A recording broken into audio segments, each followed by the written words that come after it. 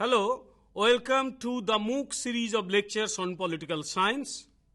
Today's presentation will focus on the following topics on political theory: the evolution of the concept of state, power and sovereignty, concept of nationalism, nation and nation state, concept of motherland, fatherland, and Hindu state concept, that is cultural nationalism.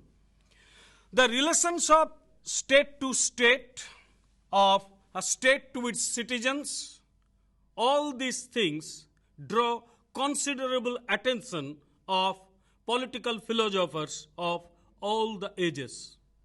Even modern political scientists, they discuss different dimensions of the power of state and also the power of the state to influence the proceedings within the state and the idea of sovereignty.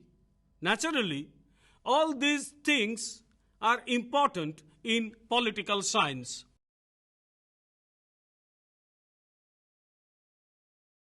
Political scientists discuss the characteristics of the state. When they discuss the characteristics of the state, they put importance on the characteristic of sovereignty. Because without sovereignty, not a political society can be considered as a state. So the most important characteristic of a state is sovereignty. Now, the state utilizes its power within a specific territory. And if the state is an independent unit, it exercises its power independently. And naturally, sovereignty is the important characteristic of the state, and this aspect of the state is always discussed.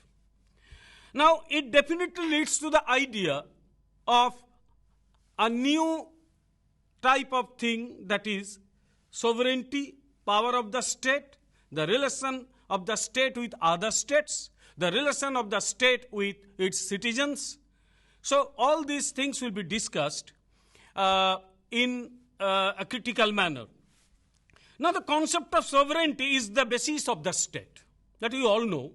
The sovereignty is the basis of the state, and it has been discussed by almost all the political philosophers. Right from Greek city-states up to this 21st century, thousands of political philosophers and political scientists, they have discussed different aspects of state sovereignty. How the state exercises its power over its citizens, how the state maintains its relations with other states, all are discussed in the light of the idea of sovereignty.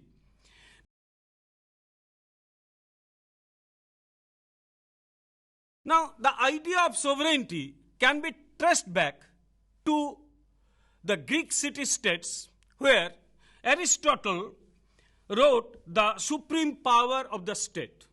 The Aristotle opined that supreme power remains with the state. Roman lawyers and medieval writers, they also spoke about the fullness of the power of the state. Naturally, the idea of sovereignty is discussed right from the Greek city-states. Ancient and medieval writers, however, had somewhat vague and confused idea of sovereignty, because during the medieval period, the power of the state was rather in a peculiar situation. As we all know, during the medieval period, the authority of the king, that is the political authority, was challenged by the religious authority, that is the papal authority. So there is a constant struggle between the papal authority and the state for political supremacy. Naturally, the medieval period is somewhat a peculiar type of thing where the actual location of sovereignty was always in question. According to R.G. Gattel, feudalism was a governmental system based on personal allegiance. Coexistent with feudalism were the antagonistic claims of church and empire, leading to the much disputed question whether temporal or spiritual power was supreme. Naturally, there is always a struggle, the struggle between political and temporal authority for political supremacy, for more and more power. That's why the actual location of sovereignty was always in question. Now, towards the end of medieval period, what we find is a number of cases causes combined to create new political ideas. When the medieval period began to decline, we find some new political ideas. Again, I quote R.G. Gattel, "The feudal noble were weakened by the Crusades and by their own quarrels. Commerce and towns destroyed their monopoly of wealth. New methods of warfare destroyed their military supremacy. Taking advantage of their weakness, the king increased his power and importance until he became supreme in the state.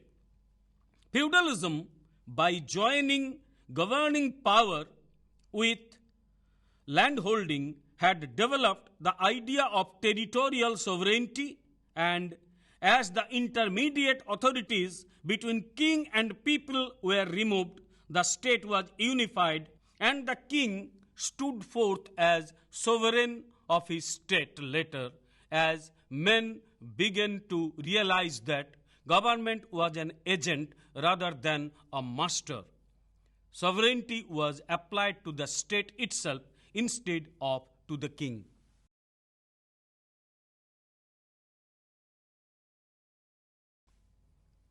What Gattel tries to discuss is that the sovereignty of the state became important, not of the king. Why? Because when medieval period, when feudalism began to decline, some new ideas emerged. The feudal nobles, they lost their power due to crusade and some other things. The development of trade and commerce, that also declined the economic power of the feudal lords and the nobles. The papal authority also declined, and the king emerged as a powerful political authority.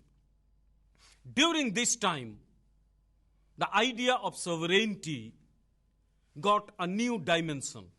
That means the political authority claimed sovereignty, and not only the political authority, the sovereignty, the idea of sovereignty was applied to the state, not to any individual, not to king.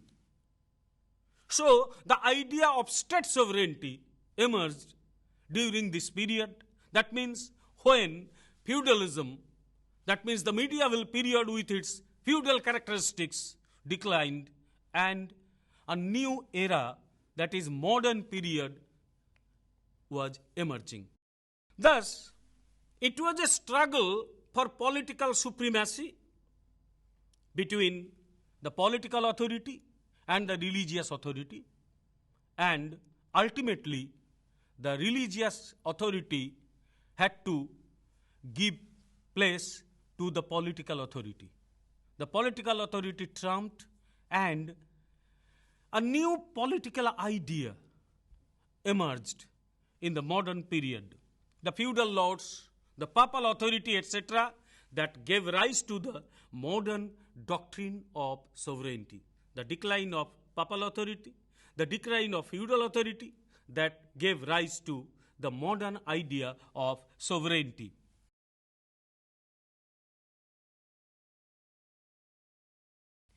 Now, this struggle, the struggle between papal authority and political authority was very much evident in France. And in France, the political authority, they claimed more and more power, and the political ideas during that time that supported the role of the king as a political authority and an authority which can claim sovereignty.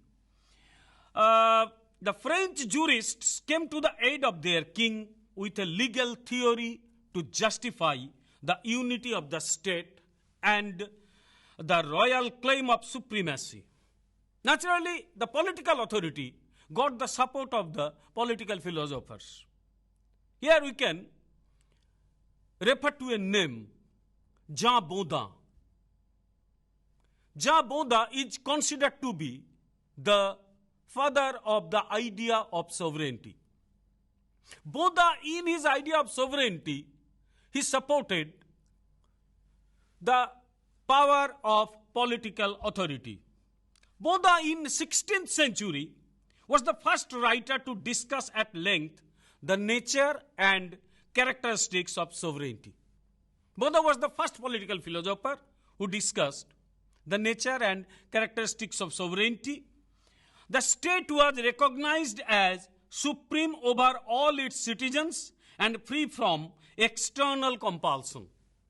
According to Bodin, the state is a powerful organization and it is free from all the limitations, all the pressures, all the influences.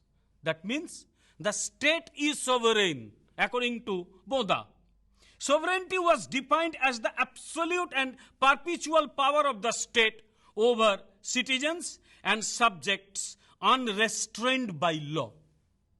According to Bodin, law cannot restrain the sovereign authority because law comes from the sovereign authority. Sovereign authority is the creator of law. So how can a sovereign authority will be restricted by the law?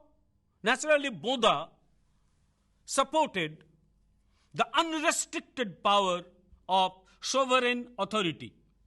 And thus Bodin places the sovereign above law because he himself is the source of law. Thus, Bodin's idea of sovereignty was absolute, which cannot be divided, it is indivisible, and it cannot be transferred to anyone. So, the idea of absolute sovereignty was propagated by Jean Bodin for the first time. The next political philosopher whose name should be mentioned here is Hugo Grotius. And as you all know, Hugo Grotius is considered as the father of international law. The idea of international law originated from Hugo Grotius. Now, after half a century of Bodin's enunciation of the theory of sovereignty, Grotius, a Dutch jurist, remembered as the father of international law, made an important contribution to the concept of sovereignty. What was Grotius, the contribution of Grotius? He brought out the implication of the sovereignty of the state in the international sphere. That means the state is sovereign. Now, how the state can enjoy its sovereignty in an international society, that was discussed by Hugo Grotius. According to some political scientists, the idea of international society, the idea of international law, all these things were originated from the political philosophy of Hugo Grotius. Now we come to Thomas Hobbes. In the 17th century, Hobbes, who was an English political thinker, he further developed the idea of sovereignty. Hobbes justified the absolute power of the state on the basis of an original and irrevocable agreement of the people to surrender their natural rights to its authority. As you all know, Hobbes was a contractual political thinker. The theory of social contract first came from the writing of Hobbes. Now, according to Hobbes, the people surrendered all their powers to the king because what was the alternative? The alternative was total destruction. Because before the creation of the state, there was a situation of war of all against all, which is now called Hobbesian situation. In such a situation, the people were united. They signed a contract and they gave all the powers, they surrendered all the powers to the sovereign authority. Naturally, Hobbes was also in favor of absolute nature of sovereignty.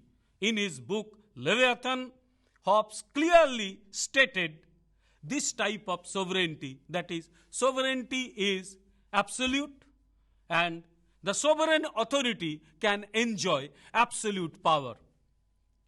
The next one who discussed different aspects of sovereignty was Jean-Jacques Rousseau, a French philosopher.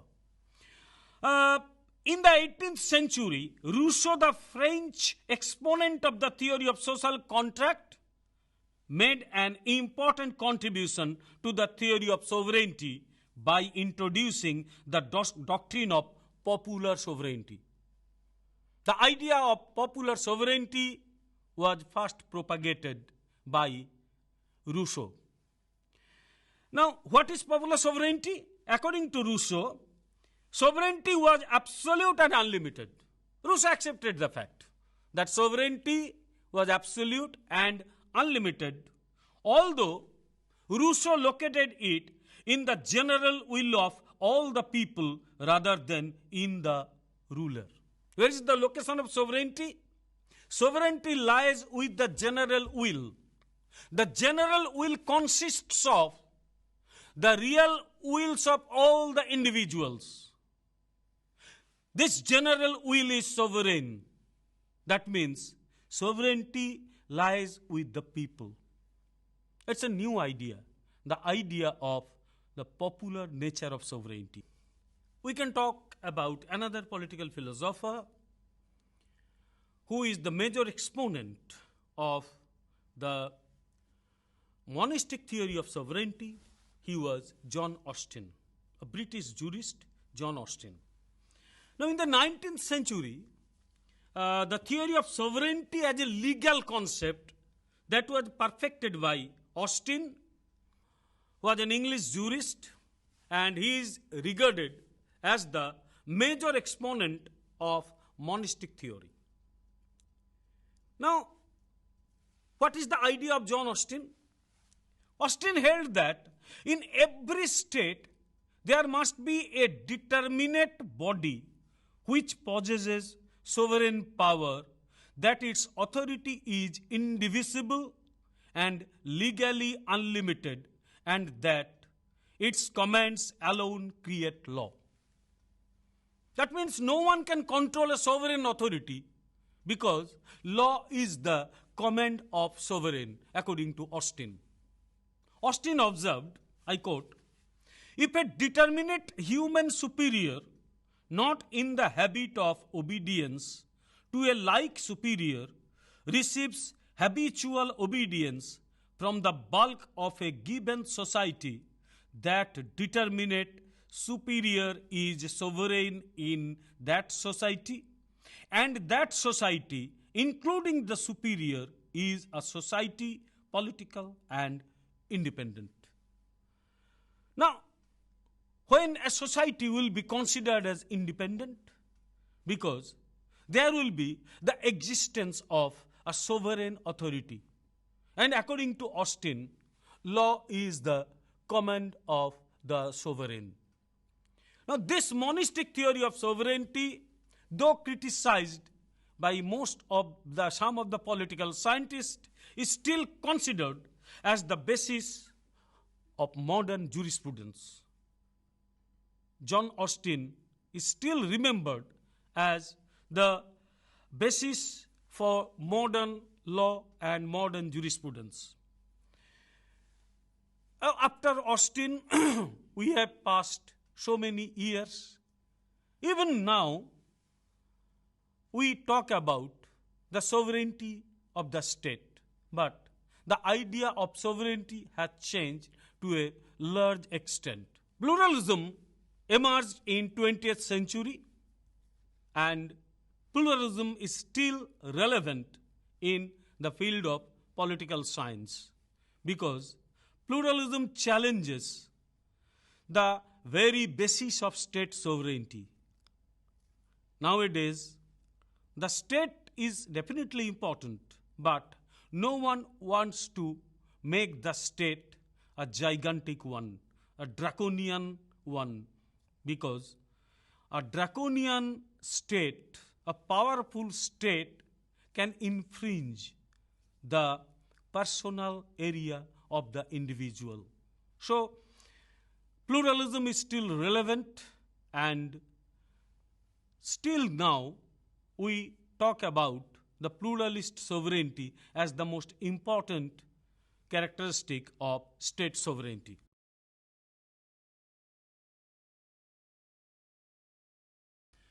The idea of nationality precedes the idea of nation. If we discuss the meaning of nation, we have to discuss the idea of nationality first. The term nationality and nation were used interchangeably, but now they have different connotations. The idea of nation is more political than the idea of nationality. The idea of nation has political connotations. The idea of nation has become more popular when we accept the idea of one nation, one state. And after accepting the idea of one nation, one state, the idea of nation, and after that, the idea of nation state has become popular. A nation is a political unity, a body of people distinct from others, having their own distinct and separate political identity. If the people live within a group with a separate political identity, they can be considered as a nation. But nationality has no reference to political unity. It serves to indicate the totality of the natural qualities that characterize the nation without the idea of legal status, which is connected with the term nation. The idea of political status is attached with the idea of nation, but nationality has no reference to political unity. Now, James Bryce, he defines nationality in his own way. What is the definition given by Bryce?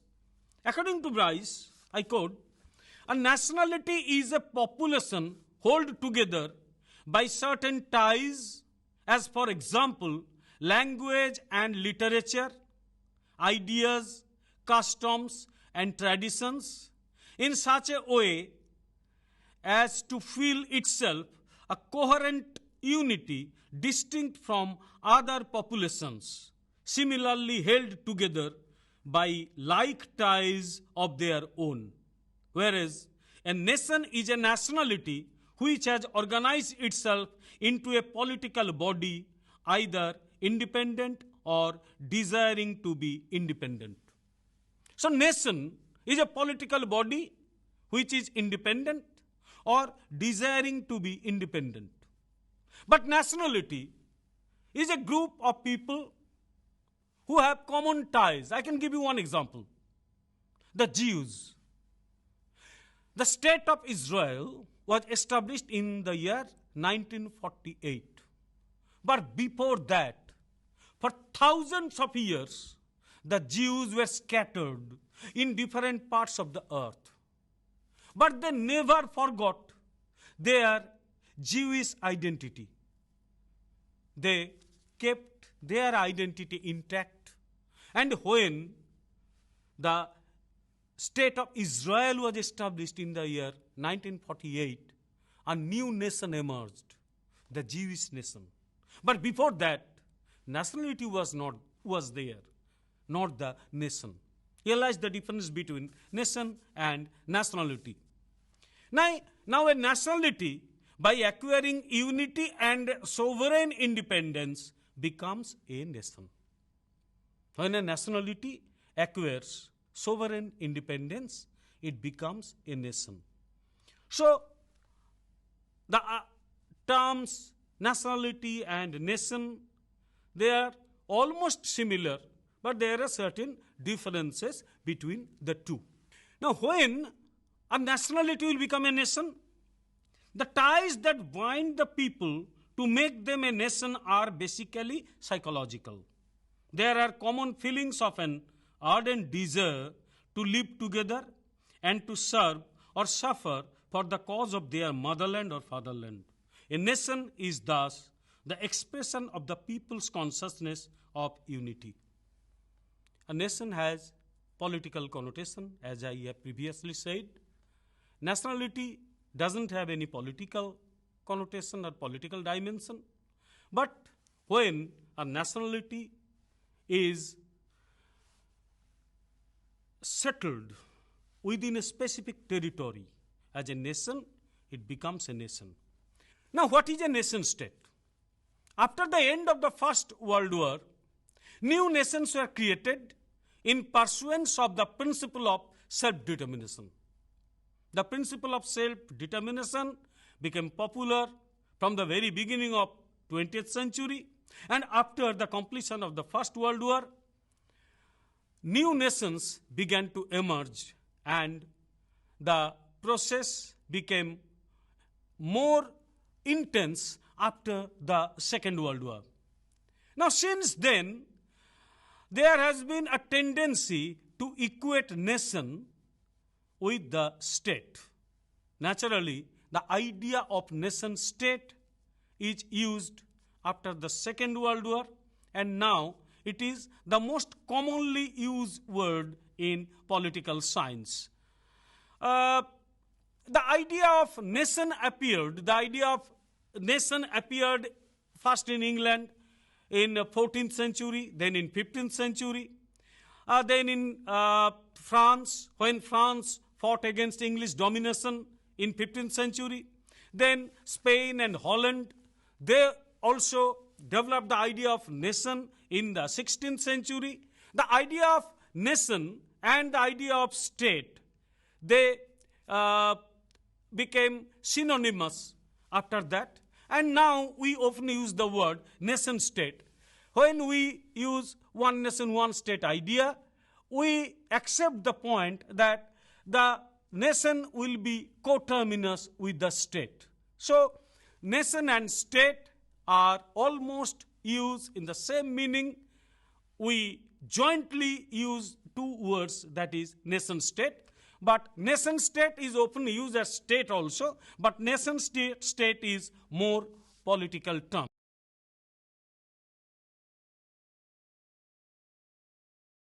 According to Asirvatham, nationalism stands for the historical process by which nationalities are transferred into political units and for the legitimate right of a people who form a distinct and vigorous nation or nationality to a place in the sun. Nationalism is a unifying force. Nationalism emerged first in Europe. When bourgeois system developed, they brought with some new ideas. The major idea was nationalism. Different political units, they began to unite themselves and the idea of nationalism emerged. Then there is third world nationalism. The third world nationalism emerged when the European countries, the imperialist countries, they captured the large part of the third world, and the result of this colonial domination, the people of the third world, they united and they have developed a new idea of third world nationalism. Now with nationalism, we can also refer to another word, that is jingoism or militant nationalism. When nationalism becomes militant, that means when the people of a particular country, particularly the ruling class, they begin to think that they are the best people in the world and they have the right to capture others, the nationalism becomes jingoism. And jingoism is often destructive. We can refer to the writings of Rabindranath Tagore. He never accepted this type of militant nationalism, rather he always preferred internationalism. The last part of my presentation is on fatherland, motherland, and the Hindu state concept. Now, the birthplace is equated with father and mother. When the people consider their birthplace as their father or mother, the idea of fatherland or motherland becomes important. Now, the term fatherland or motherland is used in Western literature also. The American scholar Charles Anthon, in his book Aeneid of Virgil, which was published in 1867, opined that the ancient Romans saw Italy, the seat of Roman Empire, as motherland. So idea of fatherland or motherland were used also in Western countries. But nowadays, they prefer to use other terms like homeland. In India or in other Eastern countries, the idea of fatherland or motherland is popular. The term Bharat Mata emerged in India in the 19th century. It soon associated with anti-colonial movement. Here, the nation is considered as mother. Also, we can refer to Bir Savarkar, who said, I quote, "To every Hindu, from the Santal to Sadhu, this Bharat Bhumi, this Sindhustan is at once a Pitri Bhumi and a Punno Bhumi, a fatherland and a holy land. The term fatherland or motherland denote deep love for a country." Naturally, in our country, we use the term fatherland or motherland till date. The Western countries, they prefer to use other words. But it is our culture to consider our birthplace as motherland. And lastly, Hindutva, which has become the most important idea in India nowadays, it denotes one type of cultural nationalism. What is Hindutva? Hindutva is different from Hindu religion. Hindutva is a philosophy. Hindutva denotes a philosophy which can bind this country together. In India, Hindutva is a unifying force. And through this force, the country can remain united. The protagonists of Hindutva, they think that this philosophy is the philosophy which can be used to unify and strengthen Indian society. Thank you very much.